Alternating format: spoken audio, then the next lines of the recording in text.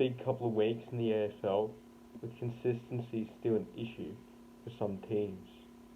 In round 7, Collingwood beat Geelong by 22 points, and Western Bulldogs flexed their muscles further by thrashing Essendon after a big second half to win by 42 points. Brisbane showed their dominance again in keeping second spot and handing the Giants their third loss in a row to win by 20 points. Gold Coast showed that they are a developing side and could be a serious threat to lots of teams by beating Sydney by 32 points. However, a notable difference in Sydney's game in that particular match was their ability to go forward. Usually they kick to the side and have a lot of kicks in their defensive 50. However, they had a big attacking kick. They went straight through the middle of the ground to get that deep forward 50 entry and give lots of players that chance to get in and mark and score. Richmond came back, beating the struggling North Melbourne by 54 points. Port Adelaide, in a thriller against Carlton, won by 3 after having 4 shots to end the last quarter with 3 behinds, and Sam Gray kicking a difficult shot around the corner, Robbie Gray, to ice the game. Hawthorn's mid-season wobbles continued with another loss. This time it was Melbourne by 43 points, really showing that they're coming back this year as a team and could provide a threat. West Coast won their 3rd game in a row against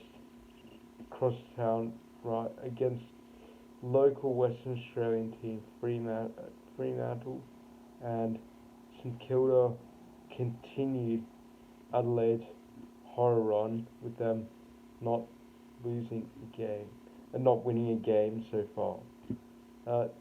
Gold Coast this week just lost to Western Bulldogs. Western Bulldogs winning by 5. Gold Coast again showing that they can be a tough team and they're not going to be easy to beat. In a game where GWS controlled much of the game and were at one stage leading by almost 30 points, they beat Richmond by 12 at home, an important win for them to restart their season and snap their losing streak. Carlton just beat North Melbourne, who are on their 6th straight loss currently, and Sydney won in typical Sydney fashion, winning by 7 points, this time the SCG, snapping a 4-game losing streak and extending Hawthorn's losing streak to 4. Carlton showed in their game on Saturday again that they can dominate. However, North Melbourne's 3 quarters, after being outplayed in the first quarter, showed that they're improving, but there were some chances missed and some penalties. Port Adelaide had their 2nd loss of the season, with St Kilda kicking a very accurate 12-1 and leading by 29 points after leading by 1 at three-quarter time. But there's only been one instance this year where a team has beaten their opposition when trailing at three-quarter time, and that was North Melbourne and St Kilda all the way back in the early part of the season. West Coast had their 4th win in a row, thrashing Collingwood by 66 points, showing that they are really back in business and again a genuine contender. Tom Papley leads the Coleman medal race with 19. However, Josh Jay Kennedy from West Coast kicked a big bag of 7 goals to reach within 1, and Charlie Dixon, Port Adelaide's big man, and Charlie Cameron are also in the race, as well as Tom Hawkins, after Geelong's 32-point win over Fremantle in wet conditions last night at Optus Stadium. Brisbane Lions just sneaked past Melbourne, showing that they're coming back after the early part of the season show that they weren't playing their best, and Essendon just beat Adelaide, with Adelaide almost getting their first win of the season. There's a festival of footy coming up, with the round just finishing last night, but